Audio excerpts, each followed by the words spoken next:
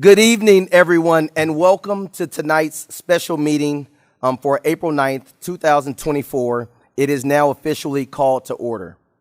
The agenda for this special meeting is posted on the PPS website under the Board and Meetings tabs. This meeting is being streamed live on PPS TV Services website and on Channel 28 and will be replayed throughout the next 2 weeks. Please check the district website for replay times. I want to make sure that I let everyone know that tonight, Chair Hollins and Director Scott will be joining us virtually, and Student Director Silverstein is under the weather, and she won't be joining us at all. The purpose of tonight's meeting is to approve the criteria for the next superintendent for Portland Public Schools, and to also discuss the salary range for the superintendent position. With that, I'd like to turn it over to Interim Superintendent Dr. Sandy Husk and allow her to share some reflections and lead us forward. Yes, thank you, Vice Chair Green.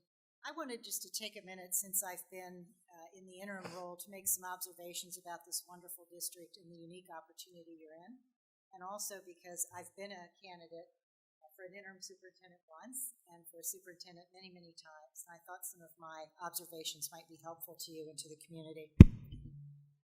As you know, the decision about choosing the next superintendent is the most important decision that a board makes. And even though we're rightfully focused on the budget right now, I think that using the budget discussions as an opportunity to think about the future and what we want for the future, rather than just staying in what is it we're dealing with right now. Let's spend some time doing vision. The budget requires planning and getting a really good superintendent in here, one with a good vision that wants to focus on all the students and make sure that instruction and communications, et cetera, move forward. It is so important. And in my 2 months, and probably hopefully for the next 3 months, what I've observed, I'd like to share with you. There's so many strengths in Portland Public Schools. There's a lot of passion here from the community, from board members, from the leaders in the district, leaders in the community. And there's a strong commitment to public education. And overall, there is broad community support for schools. What sets PPS apart, in my opinion, from other school districts this size nationally is there's a wide variety of curriculum options, of program options, of choices for parents and students to really lean into their passion of their K-12 journey and where they want to go when they exit from high school. It's a very rich curriculum offerings that you all have here. You don't find that in a lot of places, especially in larger semi-urban type settings, and I think that's a great pride point. Some of the challenges that I see right now is that we've been through so many upset moments over the past year, yet the trust, transparency, pulling school leaders closer to the central office. They are eager to be empowered and have their voice help lead the system forward.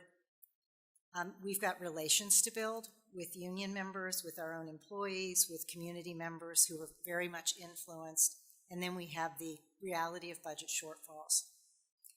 What I heard from principals, I had my first full day with them on Friday last week. Of course, I'd had lots of individual conversations up till then, that they want to see a shift in the culture where they know the operational perspective of where they have autonomy, where they can be contributors, and where they can be sense makers. And I know when principals are able to do that for their local community, it will help all employees be able to understand what's going on. And I invited them to lean in and to join the central office as being an important part of decision making. How does this translate into looking for a candidate? I'm going to highlight some of the things that you have in the criteria in front of you. I really think focusing on a collaborator, someone who does a lot of deep listening and problem solving, but really sees this as a community and a group effort. And I can say community of board and superintendent, community of board and administration. Somebody who's very visible and engaged. I got quite a few comments of thank you so much for spending this amount of time with us. I think that we need to be looking at somebody who really, really wants to be in Portland, is really committed to Portland Public Schools, and I'm confident that the team of advisors here and the board can find that. I also think it needs to be somebody who's a unifier, someone who is willing to say, we've got different perspectives. We may not always agree. We may agree to disagree, but how do we stay together as a respectful community, even when we're having challenging dialogue? I think the role of the board is so critical on how you do your work. People are watching these meetings. They want to know that you care deeply about the district, and that comes across very strongly.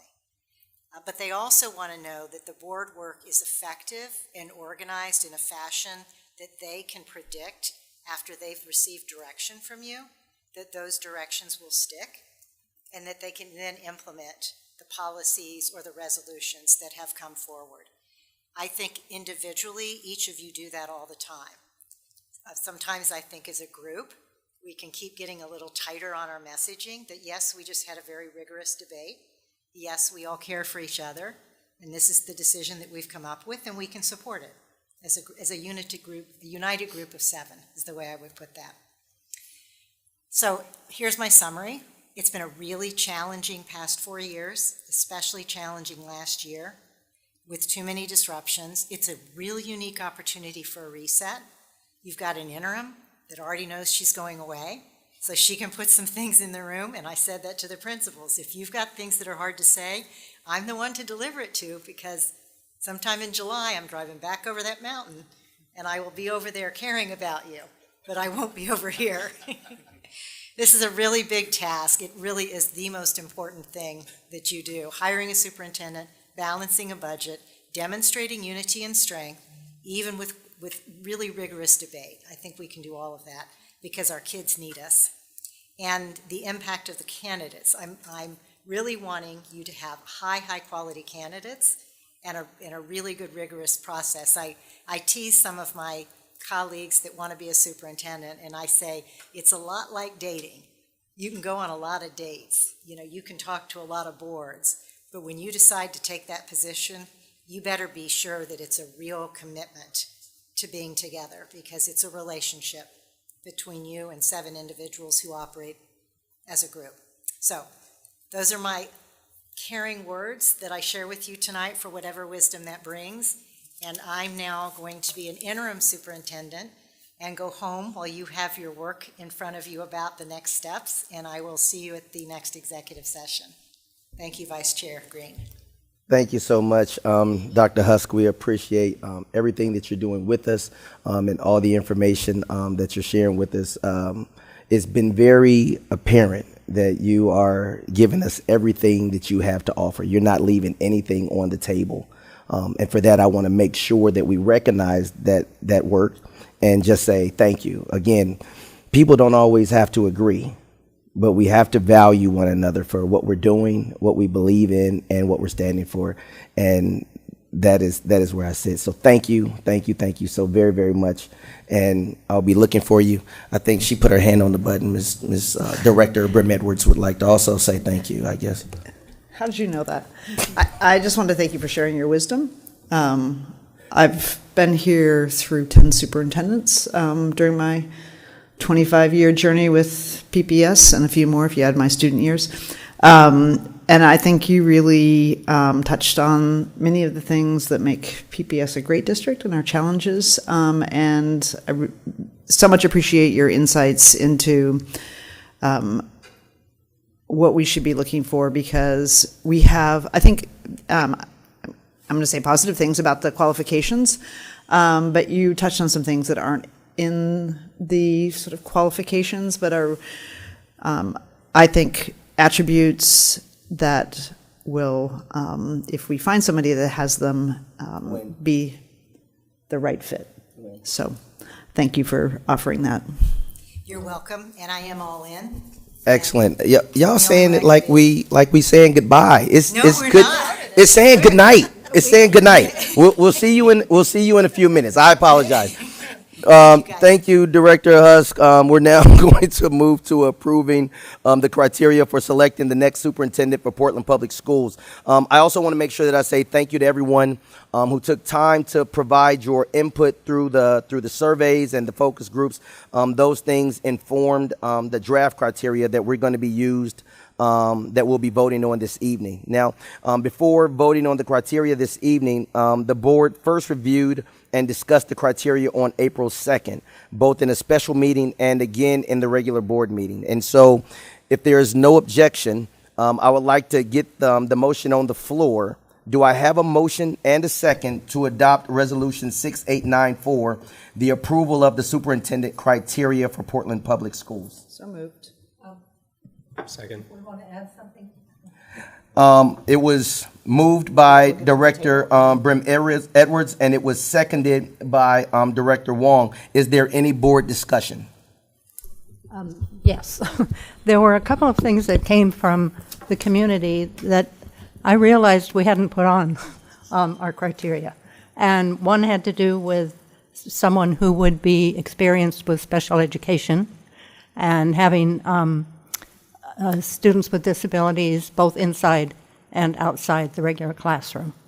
Not sure exactly how to say it. I've written it down, but I think we need to add that. Also, there was no mention of somebody who was experienced with CTE programs and working with industry partners. And I would like to see that put on. And then there was one small change suggested to change K-12 to pre-K to 12, since we now have so many pre-K classes as well. So those were three things I'd like to see added. If I can just voice back so that I can make sure that you would like to see a mention of SPED, someone who has focused on SPED, CTE, and change pre-K, K-12 to pre-K to 12. Right. Okay. Any other board discussion? What are we going to do with that? I'm going to ask if I get any other board discussion. If not, before I move on to the next piece and ask about was there any public comment, I would reach over to, I would say something out loud to my legal counsel, Liz, and say, hey, Liz, is there anything that I need to do with that information that just came across the table? And then she's going to say something legally back.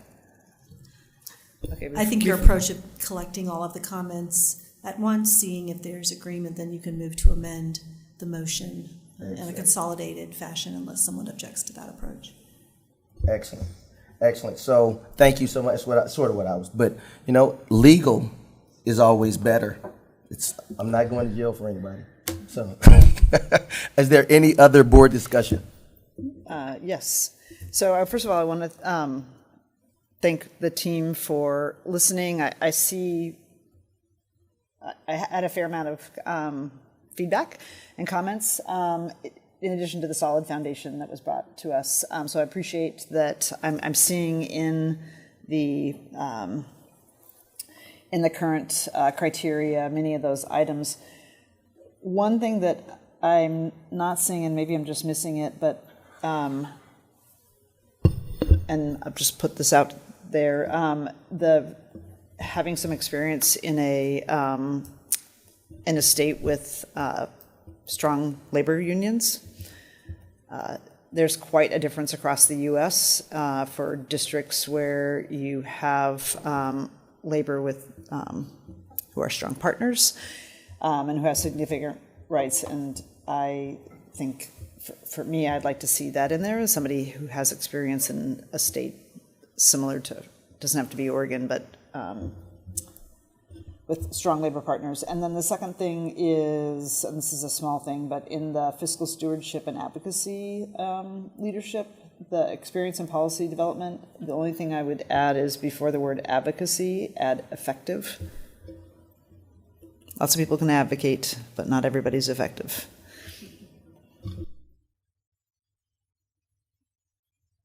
Particularly important for our next leader. Thank you so much. Is there any other board discussion? I was just looking over the what Superintendent Husk just mentioned to see if that was included in this draft proposal, because I think she made some really important points, particularly around the collaborative nature of the position and also someone that wants to be in Portland. So, you know, we want a demonstration of someone that wants to be here. maybe for reasons beyond, just the pay and benefits, but actually wants to be in this community. Chair Hollins, I see your hand. I want to actually thank Dr. Huff for her insight. I think it was very helpful and informative. Gary, can you start over? You were muffled in the very beginning. Sorry about that. Can you hear me now? A little bit better. Try it again. All right, can you hear me now? Oh yeah, that's beautiful. That's beautiful. Okay. I wanted to say thanks to our interim, Dr. Huss. I think the insight that she gave us was very informative and very intuitive of what she has seen here in PPS. So I just want to give her a thanks for that. I just want to say, I thought the criteria was good. I just want to, I don't know if it's caution or if I want to just put it out there that we don't get too specific to where we, are weeding out candidates. So for instance, I'm going to just use this as an example, Patty, just as an example. If we're talking about we want someone who has experience just with special education, I want to make sure we're not weeding other people out, or we're not getting too in the weeds of saying, well, I want people who are special education. Well, I want somebody who has, experience with, our math curriculum, or I want someone who have our curriculum, have experience in our curriculum with reading. I just want to make sure we kind of keep it broad if we can, without getting too far, too specific in each program, because each program can say, hey, I want our program to be listed as part of the criteria, and I don't want us to get too cumbersome, with that. So that's all I would say around that. And then that's with any other thing that is specific. As far as somebody want to be important, I don't know how you measure that. And maybe that's up to the experts to focus on how do you measure someone's desire to be important. But I just wanted to make sure that I just wanted to try to make sure that we're not getting too specific where, it's, I don't know how to say that. Maybe I'm not saying it right, but I'll leave it at that. Thanks. Thank you, Gary. Director Wong, I see you with your finger on the button. It's on the button. Yeah, I mean, this question might be more for human capital enterprises.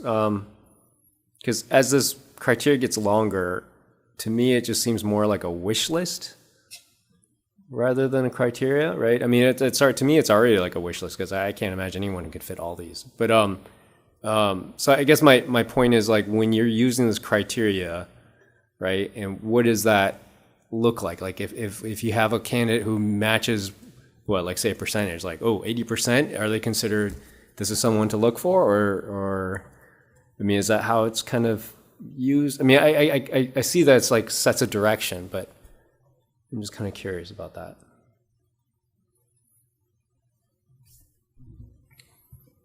Unmute yourself, Hank.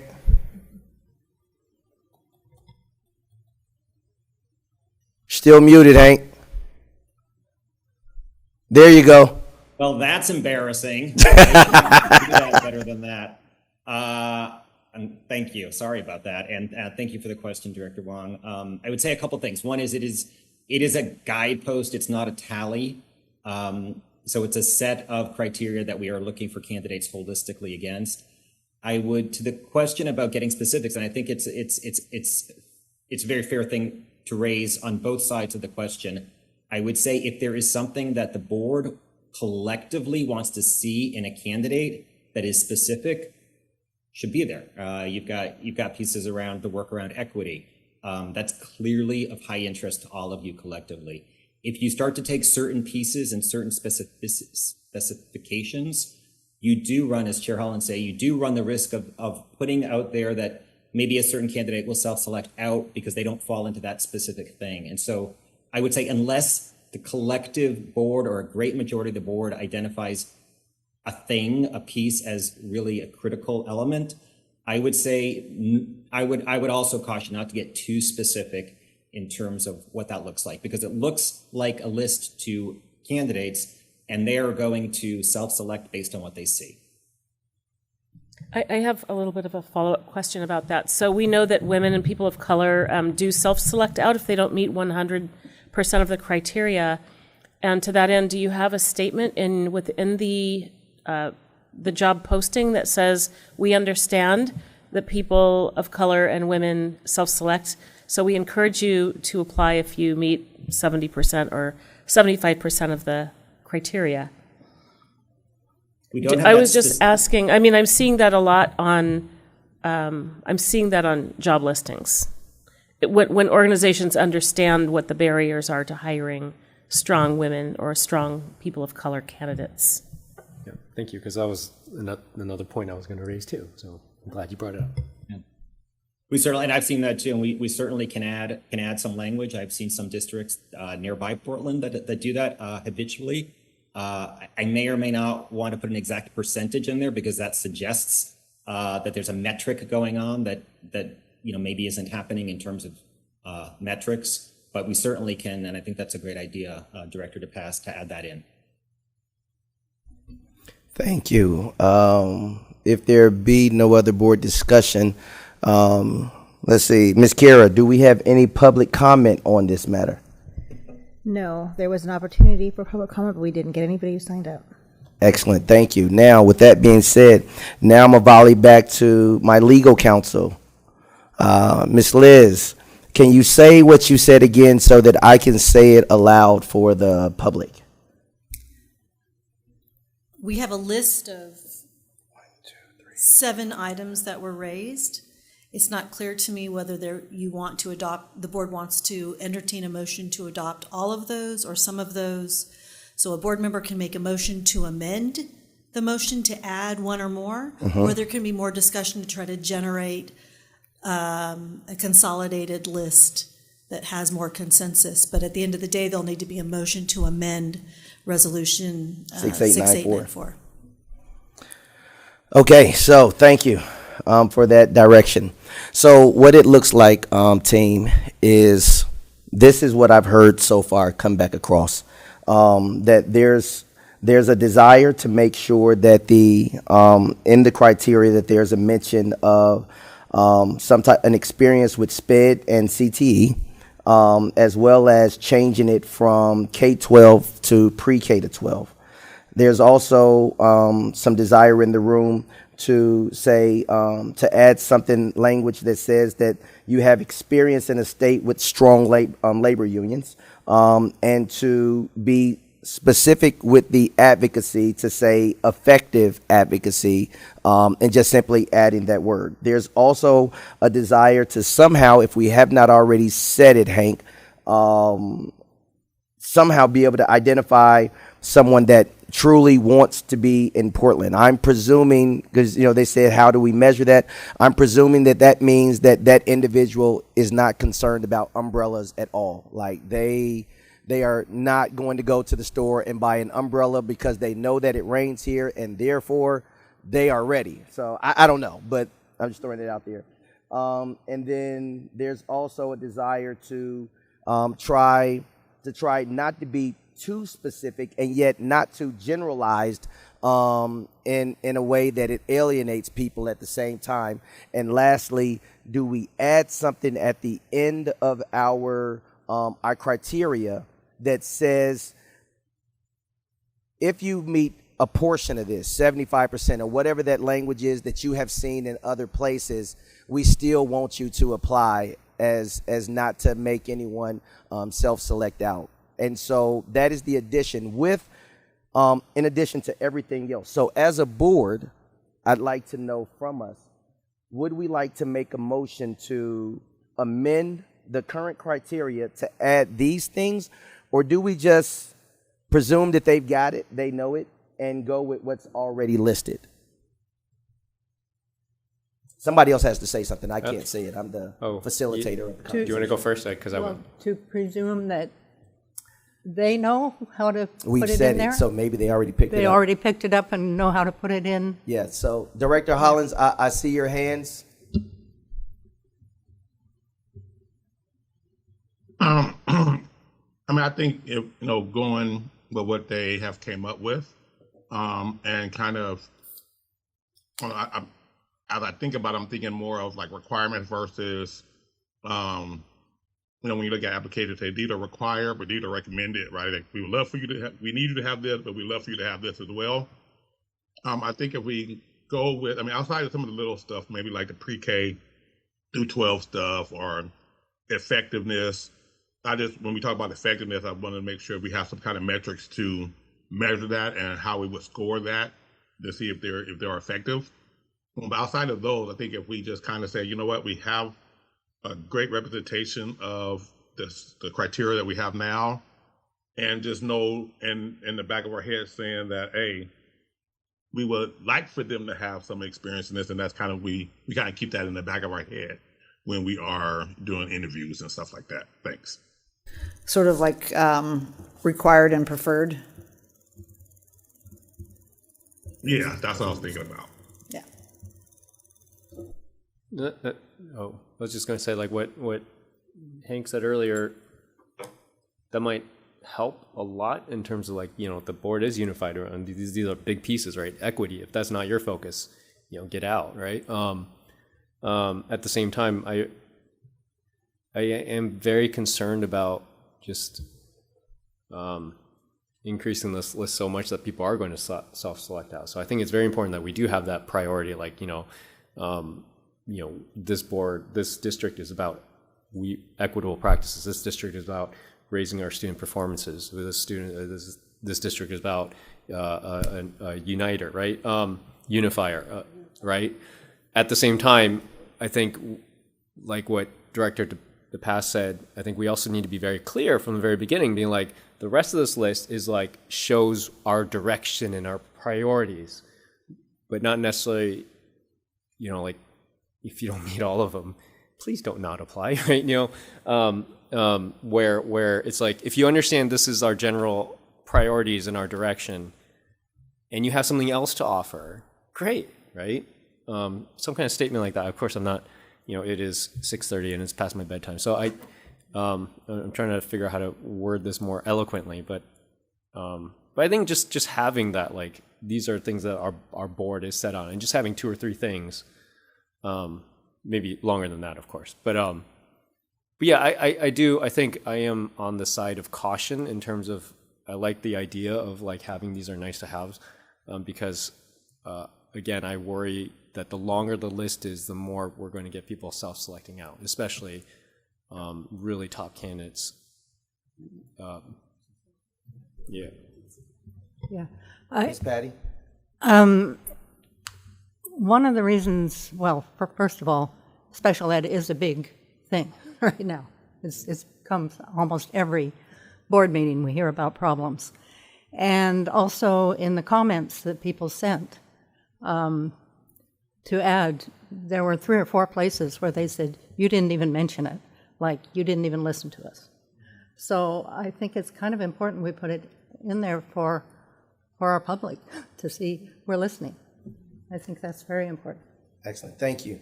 I'm going to let Michelle go before I go back, because I have one qualifying statement that I believe that I can make that can wrap all this up. But before I do that, I want to make sure that I hear from Director DePass.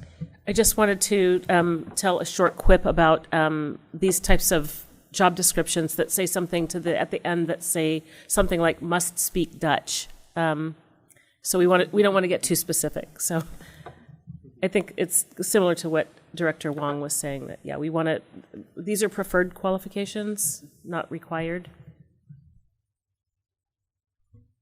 Excellent. So I believe in this state, Hank, and again, I'm so grateful to have Ms. Liz here, so that she can turn her mic on as soon as I start going a different direction. But I believe in this state. I think what we're trying to get, because team, we're going to have to make a motion, because all of this still falls up under board discussion. So we can either make an emotion to add all of these things, or we can make a motion to add what we think is extremely imperative to be on the list. So it doesn't have to be all of it. Some of it can be preferred versus, or what are you talking about? Preferred?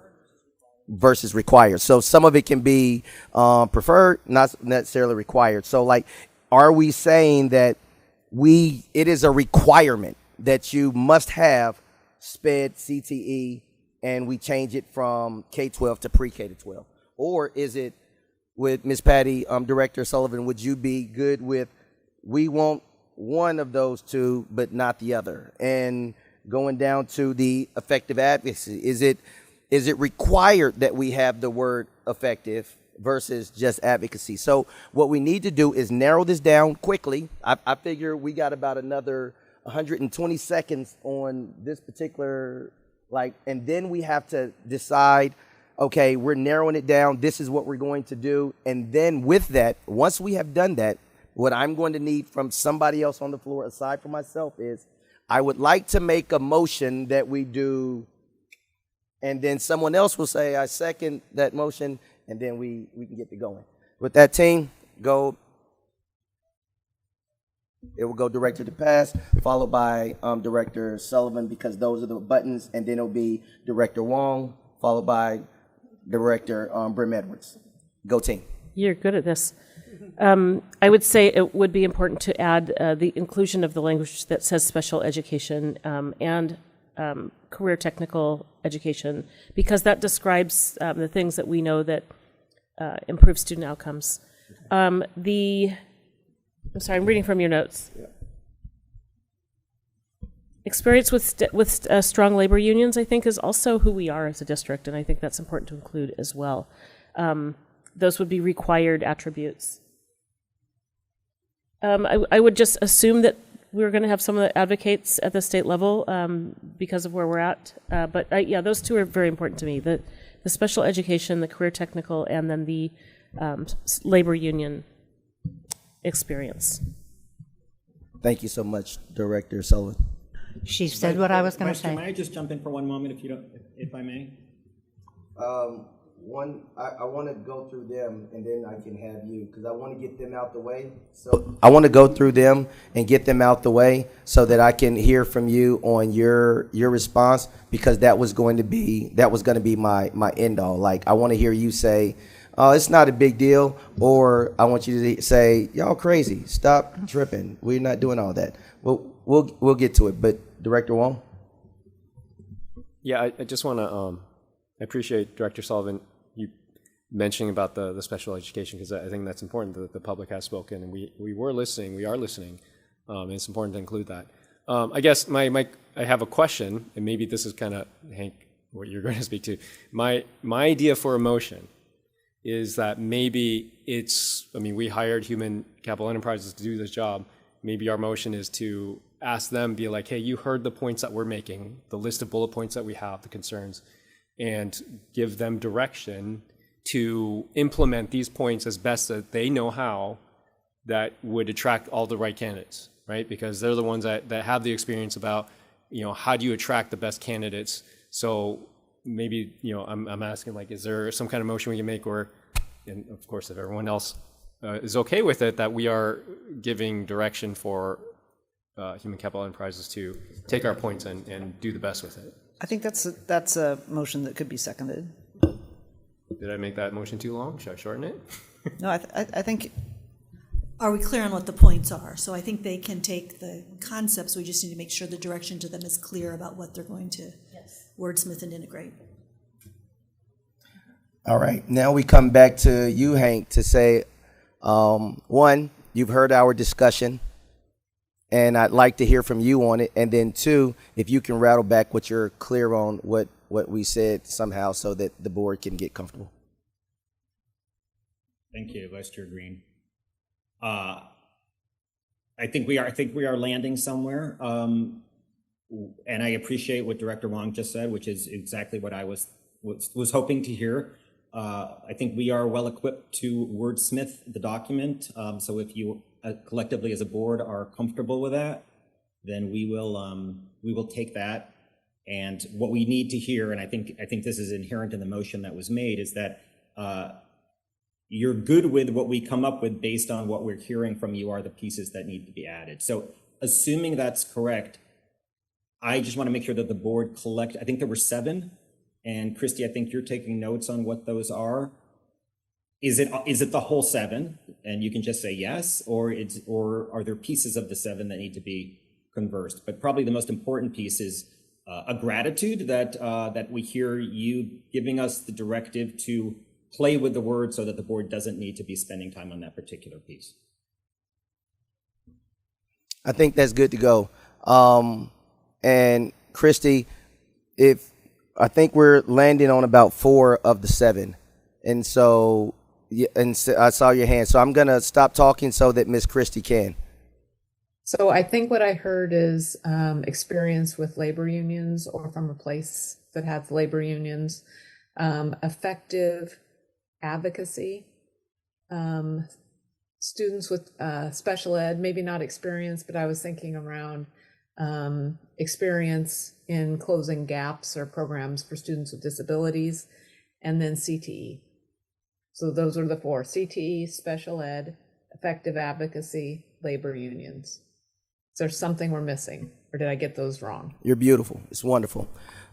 So with that, board. Well, there was the little, if they want to do the little thing, the pre-K instead of K. Yeah, that seems like an obvious. That seems easy, and Yeah, pre-K. Sorry, there was that one more. that's easy. Okay. So then with that, do I need to make a motion to add those things? So can I get a motion from the floor to amend the criteria with the suggestions that have just been made? So moved. Second. Fantastic. Okay.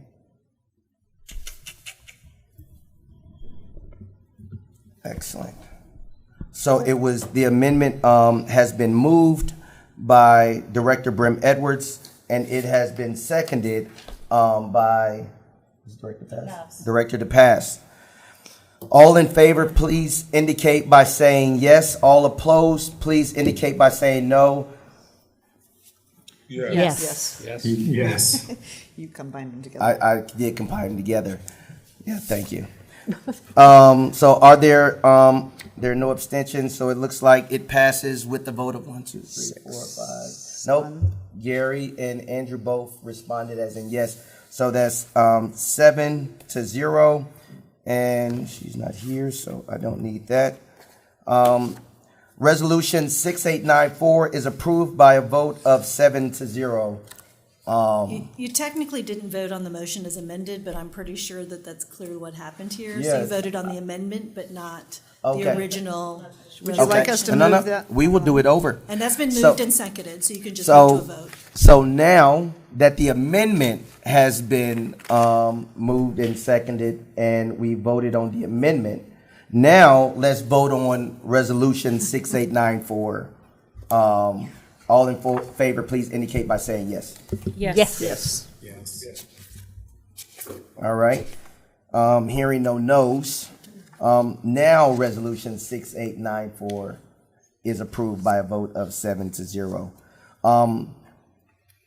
Thank you so much for your votes, everyone. I'd also like to say for any questions or comments about the superintendent search, please email superintendentsearch@pps.net.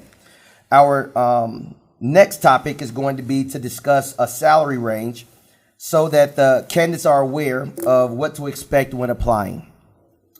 We've asked the staff to provide the salary information for districts that are comparable in size and complexity, both locally and in other parts of the country. The goal for this evening's discussion is to get a sense of where we all are comfortable in providing direction for a salary range in order to allow the potential candidates to know what they can expect. So with that, I would like to open up the floor for a little bit of board discussion on this matter.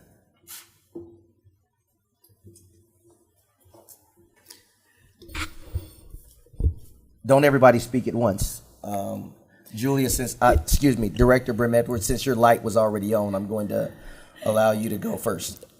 So I was going to ask a question. What would be most helpful to the search team for us to provide you with? I mean, generally, at this stage of the process, usually it's a range versus it's going to be based on somebody's experience and where they're coming from and a whole host of other things. But what specifically are you looking for from us to give you guidance? Thank you, Director Edwards. I'm going to ask Steve, do you want to respond to that? Put you on the spot there. Typically, we receive direction on a salary range that is competitive in the market, including similar size systems, which is a proxy for complexity. Of course, there's certainly cost of living differences between San Francisco and Portland, or Washington, D.C. and Portland. But that's typically what we're looking for, is direction relative to a salary range. And thank you, Steve. And I might also add that we are not looking and we are not asking for the board to vote on this. What we're asking you to do, board, is to reflect with each other on the data that you see. And at the end of our time together, which should be around 7:30, what I would like to ask is each board member to reflect aloud where your comfort zone is. That gives us talking points. And really what we're after tonight is talking points as we work with candidates. And at some point in the process, they're going to be curious to know what the pay will be. So you're giving us talking points. You're stopping short of adopting a range. And the reason why we don't adopt a range at this moment in time is because you don't know who's going to end up as your next superintendent, and you don't want to be hamstrung by something you decide before you even know that. So that's what we're looking for, a rich conversation, or I should say a robust conversation of the board, and then at the end we'll ask you each to reflect aloud for us. Yeah, I have a talking point. Sorry, I don't know. I guess I'll go before Director Scott. One of the things, it's been a while since I looked at the salary range. I think I first looked at it when you first sent it. And it makes sense to have a starting point comparing other districts about the same size. But, and this is my big but, there's a difference between, comparing districts of the same size is like comparing apples and oranges often, because one of the unique things about Portland Public, right? Like say, for example, in California, where you have multiple cities, big cities, and there's multiple big districts, they kind of spread the media attention around a bit. Versus in Portland Public, being the biggest in the state, Portland Public is kind of the media center. We get the most scrutinized, we get the most responsibility in terms of like pushing for things in Salem. We get the most, just media scrutiny in general, right? Everything looks at Portland Public. So that is an added responsibility that's not necessarily apparent when you're comparing just districts of the same size. Right, because you could have a lot of districts in the same size, but they may not be the biggest district in the state that's getting all the attention. So I think in terms of that, although I like the idea of being similar to other districts on the same size, I'm also open with incentivizing, because they have this added responsibility of being here in our unique situation. Thank you. Thank you so much. Director Scott, I see your hand. Yeah, thanks. I'm a little bit worried that I've missed something. Do we have something from you? Because there's nothing in board book around salary. It just says a discussion. So is there an email or data or something? We got an email, didn't we? Liz sent it out. Can we get someone to resend it so that it's on the top of an email list? No, it's fine, because I didn't see it right away either. It's very hard to read. I literally couldn't read it. When was it sent? Probably a few days ago. Okay, I'm sure they're checking It now. was April 4th. Andrew? April 4th. Is there a reason it wasn't in board book? I'm just curious. The question was, is there a reason why it wasn't in board book? No one is here to answer that question, Andrew, but we'll make sure that it gets to the appropriate people to find out. But right now, it's on, I shouldn't say but, that means disregard everything I just said and focus on what I'm going to say. Director Scott, I'm emailing it to you right now. I found it. It's there. It's incredibly tiny, so I'll need to open it and No, go ahead and take a minute to go through it. I think what Hank was looking for in this was that we would have some discussion amongst ourselves about it, and then we would come back and say, this is what the range I was looking at, and then from there we'll go. That'll help give them direction. So I want to give everybody at least a minute or two to take a look at it, especially since it's the writing is so small, Andrew. Can you just blow it up, you guys? Blow it up. Yeah. I mean, oh. yeah. And sorry, I'm having technical issues. When I open it in Google Docs, it doesn't actually appear. It only appears as a preview, and the preview you can't blow up. So I'll keep working on my technical solution. I mean, I'm blowing it up to 500%.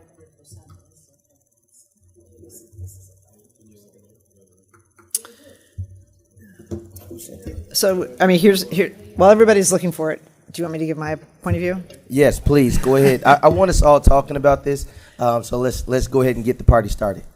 So, I'm less kind of interested in the sort of Albuquerque, Boston, Chicago, Dallas, Detroit, because we're in the market that we're in the market we're in. So, which is, I think, generally how we should pay people, knowing that we may get somebody from somewhere else. But I also think some of these other markets have different costs of livings, totally different situations, lot more students. So I'm most interested in the largest districts near PPS, and I agree with Eddie. I think there's additional complexity, Director Wong, additional complexity with Portland. I also believe experience, like we need to pay for experience. So for me, that also, like, you have a range. If you have somebody who hasn't been a superintendent before, you just get something different when you have a person who's sat in the superintendent seat. So my thoughts on the range would be reflective of experience. And again, I think looking at Oregon and Washington is what we should do, because that's the salary market we're in. I'm going to make one other comment. It's not, we weren't asked to talk about it, but having been through contract negotiations with candidates before, salary is like one point, and I'm just going to say at the outset that I think we should just have a pretty plain vanilla contract, not with a bunch of sort of goodies added in, because often you can have a reasonable salary and then the candidate asks for a whole host of things that are not the type of benefits we offer any of our other employees, or we traditionally haven't offered to PPS superintendents. And I also think we need to be mindful of the budget environment we're in.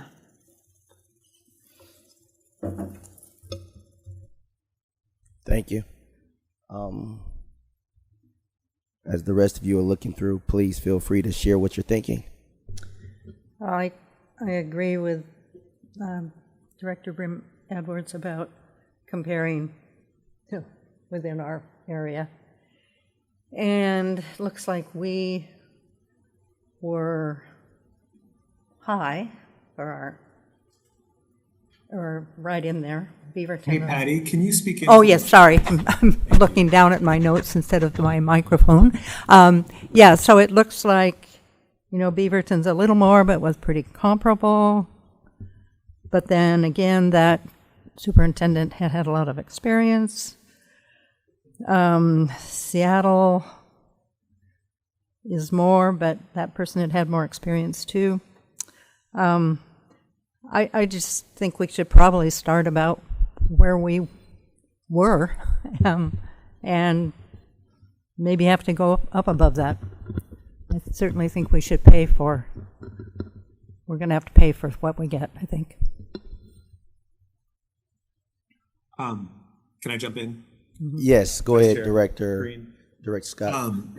Yeah, I'll try and digest this a little bit more as we go on. I don't know. I'm of really mixed minds on this. And, we talked about, I feel like we talked about this at a session a couple times ago, but, part of me wants to say, look, we've got to be competitive, right? And, when we think about, superintendent searches, we want the best person, we want an experienced person, we've got to be competitive. I also think this is one of those really rare markets, right? Where, there just aren't that many districts. There aren't that many districts of this size. There aren't many districts recruiting. And I get a little bit troubled sometimes by the everyone else is paying, $350, $400, we have to pay that. But the reality is if we pay that, then the next person, well, they got to pay $400 or more. And I think, I've been getting some emails, I assume my colleagues have as well, that have pointed to some national data and, saying, look, for a district our size, superintendents get paid between, $250 and $300, $325, which, looking at other local districts, the data you've pulled, near us, that range feels maybe about right. I guess I just, it's a little bit like professional athletes, right? That it's a very limited pool we're pulling from, but as a result, those salaries get inflated. I'm not convinced that paying more gets you a better superintendent. And I think that's where I struggle. And I certainly think that paying less, there are some superintendents who will opt out. Like that's just a reality, right? If you're making $350,000, $400,000, you're going to opt out if we're offering $250,000, $275,000. But I have yet to see data that shows that those superintendents, are more effective in terms of raising student achievement. And I think for me, that's what it comes down to is how do we know we're going to get somebody who's going to raise student achievement in Portland? And I'm not sure an experienced superintendent is going to raise student achievement more than an ambitious new superintendent with brand new ideas, right? Who's going to sort of push the envelope on some things. I also, there's a political dynamic to this, which, we're in public session, we should just acknowledge, right? Which is that, a huge salary for the Portland superintendent puts them at a it immediately puts a target on their back. And I think we should just acknowledge that, Guadalupe, who was not getting paid anything, out of the norm, right, for a district our size, but was continually faced with this political dynamic. I mean, people coming in, and commenting publicly about his pay. And I think that we need to think about that dynamic in terms of bringing someone in. And, I think about the fact, I don't think the city of Portland has set pay for the city manager, the new city manager that's going to come in. But I have a hard time believing that pay is going to be in the $350,000 to $400,000 range. And running a city the size of Portland, I guess someone could make an argument. I think it's going to be a lot harder, right, than running a district the size of Portland Public Schools. And so I could imagine a dynamic there as well, right? If we were to hire a superintendent at $350 because that's the going rate, and then all of a sudden the city of Portland brings in a city manager at $250 or $300, people are going to say, well, wait a minute, what's the difference here, and what makes education special that requires such a premium? And so this has been, when I think about this, it's really been my struggle over the last couple of months, is that sort of question of, do we just go along with what every other district is doing? Or do we say as a district, you know what, we're going to pay a really good salary. Living here is expensive, no doubt, but we're not going to pay an exorbitant salary. And we're going to be looking for a candidate who's willing to fit that mold. And really what we're looking for, what's more important, is a candidate who's going to raise student achievement. And if someone can show me that paying an extra $100, I'm stealing a line from Herman and Gary during our contract negotiations 3 years ago. So I just want to acknowledge that. If you can show me and guarantee you're going to raise student achievement, I will pay you $1 million to come in and do it. But absent that, I get a little bit nervous about some of these high salary rates. There you go, Andrew. I'm taking your line. Nobody said you can't say Andrew wasn't, Director Scott wasn't listening, and I appreciate you bringing that forward because I've been having similar struggles trying to look at comparing these very high salaries, particularly because of the moment that we're in, making cuts all around the district, $30 million in cuts this year, and also wondering how it looks to the public when, we're making these cuts at the same time we're hiring an executive that'll make a very healthy salary. I'm also concerned about organizations that have the top earner the ratio between the difference between a top earner and the lowest earners tells you about an organization. What it tells you is how workers are treated and the concern for the worker. You don't want a very large gap, and so I would be in favor of offering a lower end of the scale. And I also submitted comments to this effect, and that was that if someone really wants to be in Portland and they're really committed to the work in Portland, they may be willing to accept. In other words, they're not here just for the salary.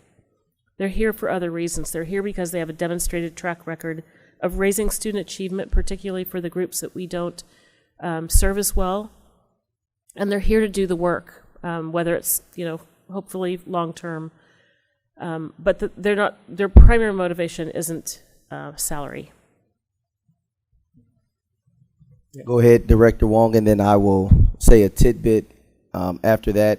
And then I haven't heard from Director Hollins yet. So it'll go Director Wong, I'll say just a smidget, and then Director Hollins will follow me. Go ahead. Yeah, I mean, Director Scott, you haven't said anything I don't agree with. I 100% agree with all those statements. Same with Director Pass. I also don't. I want to just make sure we, kind of also realize the gravity of our situation potentially next year, right? And we're talking about $70 million in cuts potentially if the state doesn't come through, and chances are pretty slim. Sorry, yeah. Okay, it's not a definite thing. It could go either way. But I guess my point is that, there's, in the teaching world, there's this thing that's like, we say like, oh yeah, you're a good teacher for a first year teacher, right? Because I mean, like, right? But that's like the thing, because when I was working as a university supervisor and coaching these first year teachers, it's a huge learning curve, and I think there is something to be said of someone who has experience and who has done this before and comes in and they don't have to make the mistakes again. We're sorry, I don't know how to phrase that right. Making the mistakes for the first time. They already made those mistakes and can move on and figure out the better way to do things. So I think there's something to be said about experience. So I think, to your point, I am also uneasy with this kind of inflated, potentially because it's inflated, because it's such a small pool, like you mentioned. But what if we need that person, right? So, yeah, I'm willing to be open, but thank you. Excellent, thank you. I'll just state where I've been sitting at since I've saw this. Hank, mines were just numbers. I'm between where I sit. I'm thinking somewhere between 275 and 300. I do want to maintain the language from the previous one that had the additional 75K that was based on the specific metric points. So it was 25,000 per metric point. That if they can achieve what that was, then they would get the additional 25,000 per. And so with that, if you do everything that you're supposed to do or that you said you were going to do, you would actually make 375,000. And so again, it would be our current language is what I would be wanting to maintain, and that we keep that in there and we tie the bonus to the specific metrics that we already have that are tied to our existing board goals. So that would be my thought on it. Director Hollins? Yes. I was thinking about this a couple ways. I was thinking at first I just did by math. So what I did is I added up all the base salaries and, to basically divided them up by, all the students, came up with a 2.88 and I times that by 2. Just totally by the math based on all the information we got. And it came up to around $253,440. That's just the math piece. That's just how I calculated it.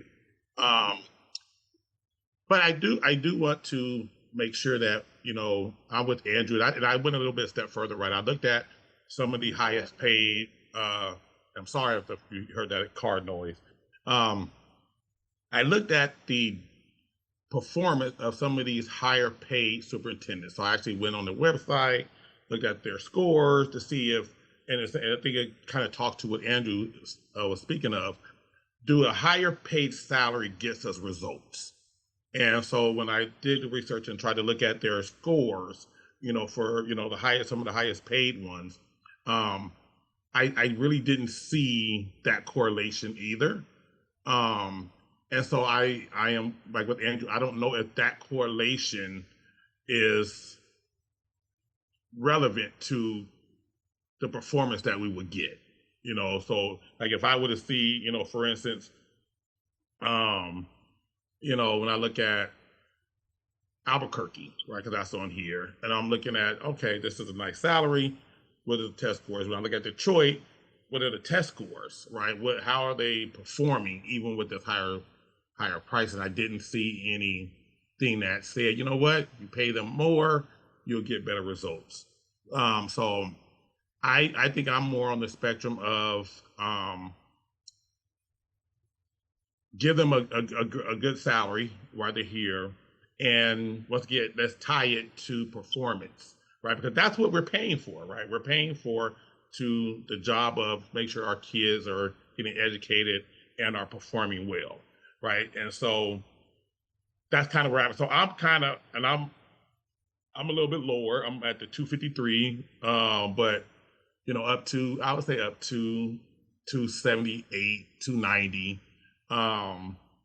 Just because I would want, regardless if they have experience, or not, they'd be on a higher spectrum on experience, but I want to see results, right? Our test scores is horrible, right? Our performance is horrible. When you got 17% of Black kids not meeting proficiency, that's a problem. So I want to make sure we get someone in here who can solve that problem and not just run the district. We had plenty of superintendents that run the district over the last 20 years, and we haven't seen, we just start seeing, to be fair, we just start seeing some improvement in our math data. So I would want to make sure that whoever we get in performs and make sure our stuff, and if they can do that, again, they can get $1 million a year. I will be the first one, I'm gonna take from Herman, I'll be jumping on the dais to pay them $1 million a year if they can move the needle. But the goal for me, and the only reason why I'm here, is because we want to make sure we move the needle for our kids. Thank you so much, Director Holland. So at this time, what I'm gonna do, I saw you. At this time, what I'm gonna ask us to do as we begin to make some final comments is make sure that in our final comments, we state our range. Everybody has said a range. So I need us in our final comments as we wrap it up, that we actually state what we believe our range is so that they can capture that information. And then from that, they can come up with a consensus of at least what they've heard from us, regardless of whether or not they feel like we're doing the right thing. They'll at least have an idea as to exactly what it is each of us are thinking, and they'll be able to build from that. And so with that, I'm going to ask Director Sullivan to share her comments and range. Okay, I've read this somewhere. I'm not sure where. I'll have to look it up. But tying performance to salary, at least for teachers, doesn't work, doesn't make any difference. And I think tying the superintendent's test scores to a higher salary is not going to work. And and in fact, I've seen it said in some emails, oh, he's just going to make a profit on the back of our kids performing. There's that kind of feeling. So I don't think that's a good idea at all. I would much prefer just having a salary and hiring somebody who hopes going to do a good job, have them do a good job, and hopefully the test scores go up. But tying that to performance, I don't think it works. I don't think it's good. But that said, now I'm supposed to give a range. Okay, I will give a range, and I'm higher than you. I'm going to say, and this is total after all the stuff, retirements and everything. I'll say 300,000 to 350,000. Oh, Thank I wasn't talking into the microphone. Did you hear it? Okay. We got it, 300 Okay. to 350. Right. Director Brim Edwards. So the range is going to be really important, and we shouldn't pay anything more than we have to. But I think it's unrealistic to think that we're going to get somebody who has the attributes that we're looking for. We just approved the criteria for less than 275, because they're probably already working in a medium-sized district. I would go from 275 to 360, and again, I like no perks from my perspective, but I do think we need to be pay competitive, because there's no reason for somebody to. Well, most people don't shift jobs and take less money. For a whole host of reasons, and I think we also need to look at we're going to be a challenging place to lead for a whole host of reasons. From a budgetary standpoint, we have lots of work to do in terms of improving student achievement. Expectations are going to be high, and I firmly believe that you need to pay that. And what I'm afraid of is if we have too low of a range, that's self-selecting out. If people will make decisions to not even apply for a job that maybe they'd be taking a pay cut. I absolutely think we want somebody to come to Portland and be passionate about being here. We also have to be realistic. I mean, we all have jobs, and professionally, we get paid. None of us go to our paid jobs because we love it solely. So you can be passionate about your job and also have your performance rewarded. And I think that we have to be realistic about the type of candidates we get if our range is too low. Because, I mean, we're looking at some ranges that, districts with, 20,000 fewer students and a lot less complexity. They're paying their superintendents more than some of the ranges we're talking about. And so I think we should have a full discussion and understand kind of what the range, when we're all done, I'd love to hear from the team about what they're hearing. I know when we went out and looked for an interim superintendent, it wasn't the easiest sell. And even with a very healthy salary, I think everybody's also going to look at what we were paying, what the base pay of the superintendent who was just here. And, he was at 341.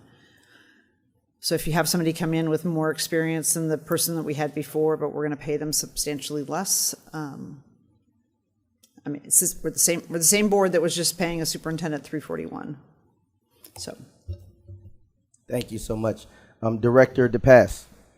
Okay, yes, I wanted to thank the team for putting these numbers together, comparing different districts by size. It's good as helpful as a starting point, but all of these districts have student demographics that are different and unique to their local communities, and so it's hard. It's not an apples to apples comparison.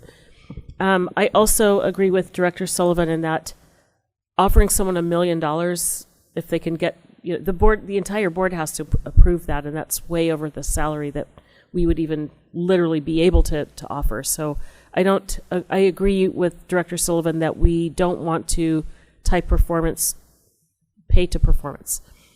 And then we're looking for ranges, and I would start on the lower end. Again, back to the point that I shared with you all earlier, I would probably start at around 275,000 and go to 350,000. Again, we have a budget crisis right now, and we want someone that wants to be here and might be willing to be here for a small pay cut. And that pay cut is relative because the cost of living varies from community to community. That median incomes rise and fall. So yeah, I would say 275 to 350, and understanding that these are great numbers to start with, but there's a lot of context that's missing. Thank you so much, Director Paz. Director Wong. Yeah, I don't, in terms of range, I don't know. I think I'm going to buck the trend here and just say, I think we need to see the candidate first. I don't. It's very difficult to determine a range. Like, for example, if it's a first-year superintendent, there's a lot of ambition and stuff, but it's unproven. You know, I would lean towards the lower end of the range. But you know, if it's a Sophia Smith of superintendents, you know, I'd be willing to try to get that person here, right? Sorry, if you don't love Portland, you don't know who that is. You don't belong here. I'm just saying. Yeah. Yeah. Sorry, sports references again. Yeah. So I don't know. I really I am okay with really a lot. I mean, I would. My preference is to negotiate after we know who the candidate is. Excellent. Thank you so much, Director Wong. Director Scott.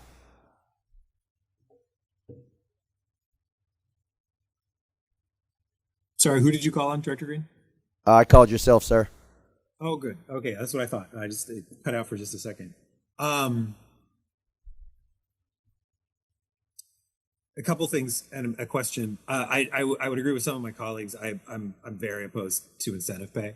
I think we could have a longer conversation about that. I don't think it worked in the superintendent's contract, and I think it caused a lot of strife within the community about what the true incentives were. So, and I agree with Director Brim-Edwards. I think we should pay a salary without a lot of the extras. I'm always a little surprised when, you know, cars and housing allowances and deferred comps and all those other things. I think it often feels like it's an attempt to obfuscate what the actual compensation is. I think we should just be really clear.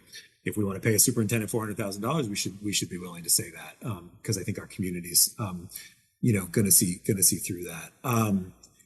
And you know, I guess I get back to what I think Hank said at the very beginning. I mean, I can give a range if you want me to. I think it's I think if I heard you say that did I hear you say you weren't going to publish a range because we want to leave it open? What was that at the very beginning? We use this information tonight in conversation with candidates. So when somebody's, what's the pay, right? Yeah. Yeah. I guess from that perspective, I would probably, you know, I'd probably be in the sort of 225 to 350 range. Again, it's going to depend a lot on, I mean, I think, yeah, if we can get a really experienced superintendent, that's good. But I'm not sure. I went back to look because I wanted to make sure that our criteria don't require that. And that was something I was looking for in that, the criteria we just adopted. Again, experience is great, but it's not everything for me. So, in fact, I'm not even always, with some candidates, it's an advantage. With some candidates, it's a disadvantage. So I'll put that out there right now.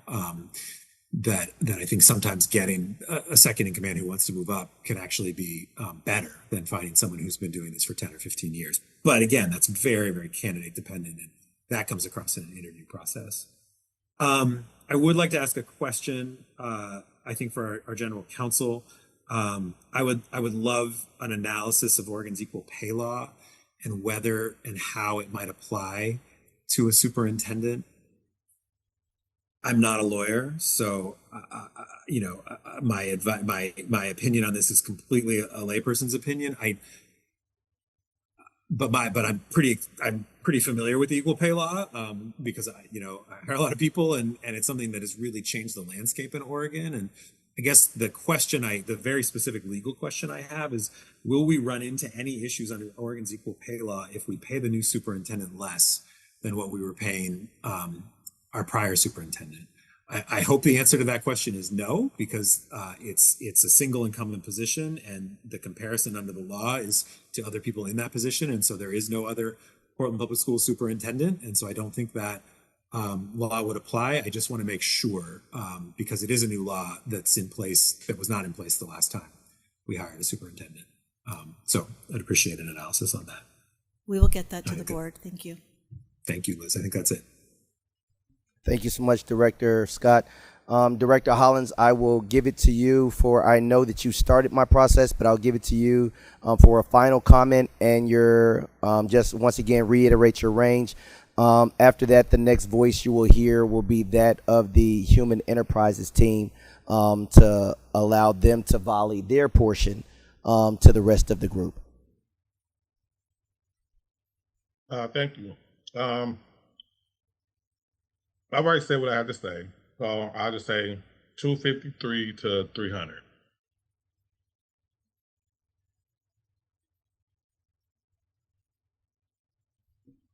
Thank you so much, Director Hollins. With that, Hank, I'll turn to you for some responses as to what you heard and what you're thinking over there on that end of the table. Thank you. I'm going to turn it over to my team first. Christy, you want to respond? Yeah, I just, I'm going to share some kind of thoughts around just the conversation you had. So first of all, I think you're thinking about two different things. One is pay, but the other is in your conversation, you want the best superintendent you can have for Oregon. And in this moment in time, I mean, for PPS, this moment in time, I would hate to have you do anything that would limit that candidate pool. And you're right, pay doesn't always get you the candidate you want, but the inverse is true also. The candidate you really want may not come here and likely wouldn't come to this to lower a salary unless they're coming from a place that is far more expensive to live than Portland. So superintendents who are really good and really passionate and want to invest in your city and love this city and love your district aren't really coming for the money, but the money does also, a competitive salary gets them there.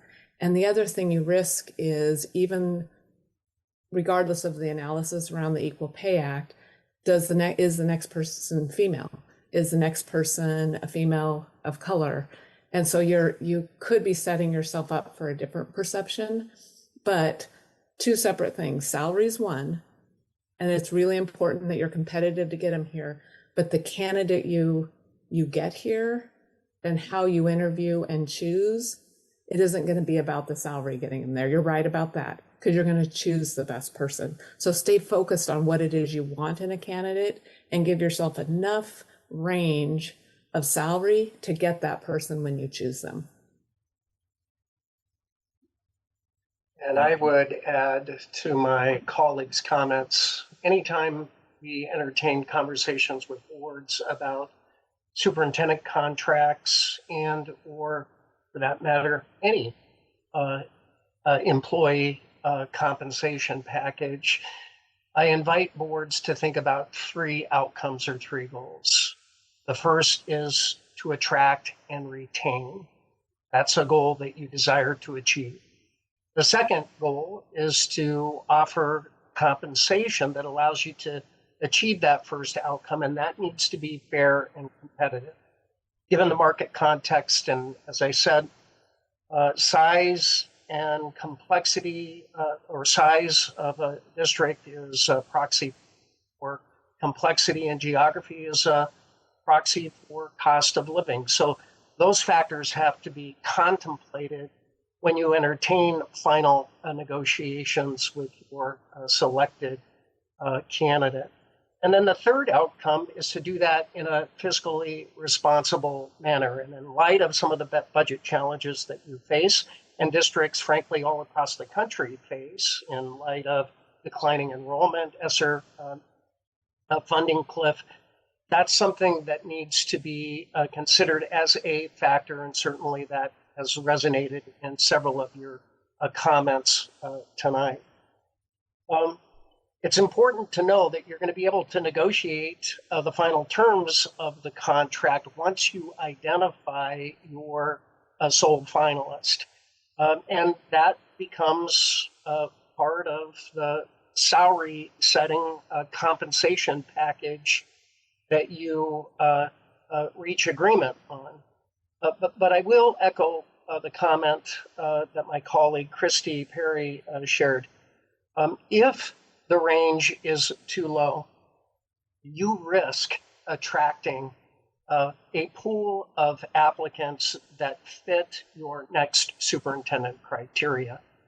And, there are superintendents in Oregon in systems significantly smaller with significantly less complexity, significantly less media and political dynamics at play, who are making 250,000 plus. Those are the facts.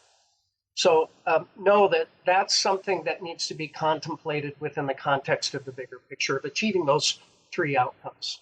Hank, I'll turn it back to you. I just want to jump in really quickly.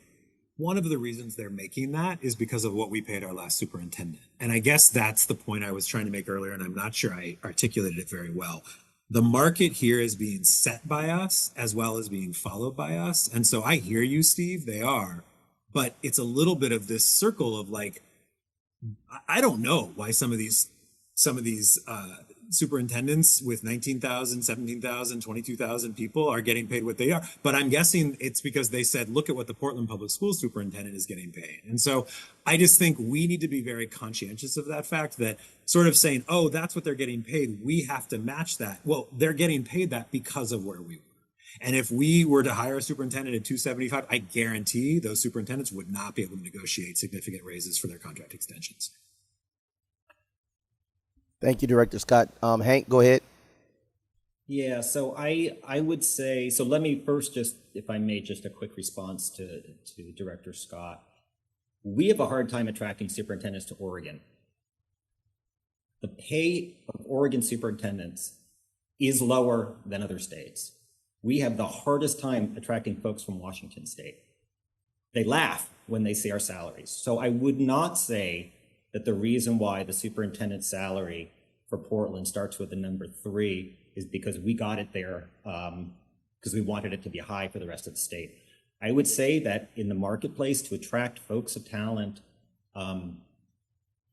you will lose strong talent if you are not competitive on a regional basis.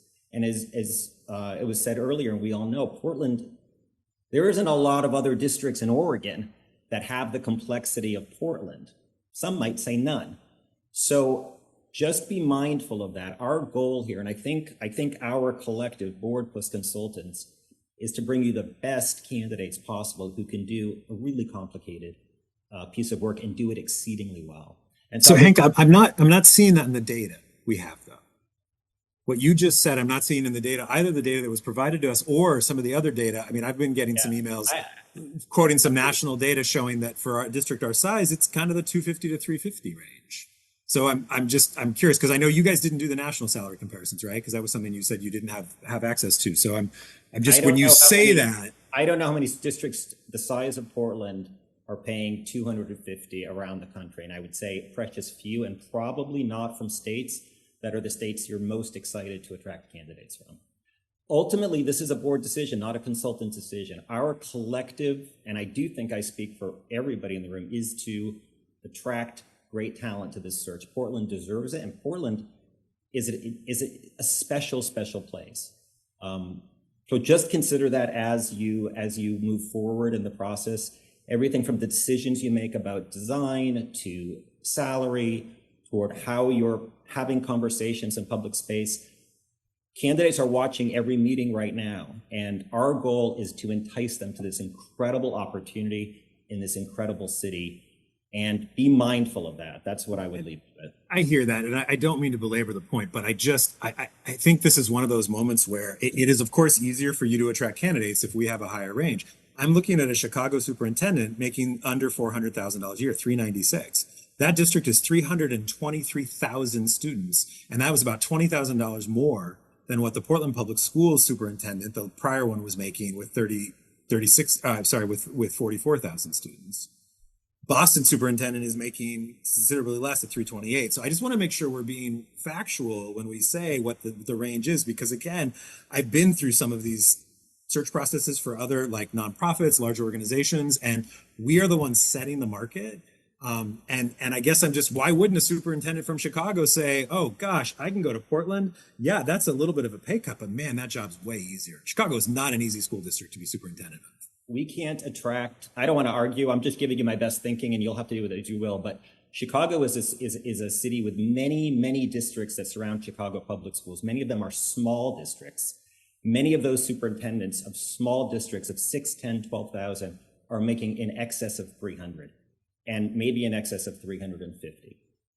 I'll leave you with, it's our best thinking. It's your wallet, it's your purse, and you've got to make a decision about how to spend it. Our best thinking is that we would want you to be competitive to attract the best talent. But I don't want to argue. I'm just telling you our best thinking is that. Excellent. Thank you. Thank you so very much. So while the reason that I was asking everyone to, as you were giving your closing arguments, to make sure that you stated your range is so that I could write it all down and come up with, from a group perspective, what I'm hearing is the lowest number on the table thus far is 225, and the highest number on the table thus far, going all the way around, is 360. So with that, I would say, just not my own thoughts, but just what I've heard on the table, that equates to a range minus one person, because not everybody chipped in. But based on what we have here, a consensus is a range anywhere from 225 to 360. And that encapsulates what everyone was thinking. There is some discussion on the table around whether or not performance metrics would be or should be included. That would be a contract thing that each individual board member would have to, that you will have to figure out whether or not we can vote on a contract or agreement that does or does not have it. That's going to be for each one of us to decide on our own. Again, so with that, I think, if I'm not mistaken, and I'm keeping us within the 7:30 mark, Hank, you've got a range, 225 to 360. Thank you, Vice Chair. Are there any other comments about this? Because this was, again, just a discussion. There's nothing left to do. Before I close this out, does anybody else have anything else that's burning on their hearts that they just need to say? Okay, hearing none, thank you for your time. Our next meeting of the Board of Education will be April 24th of 2024, and this meeting is adjourned. Thank you.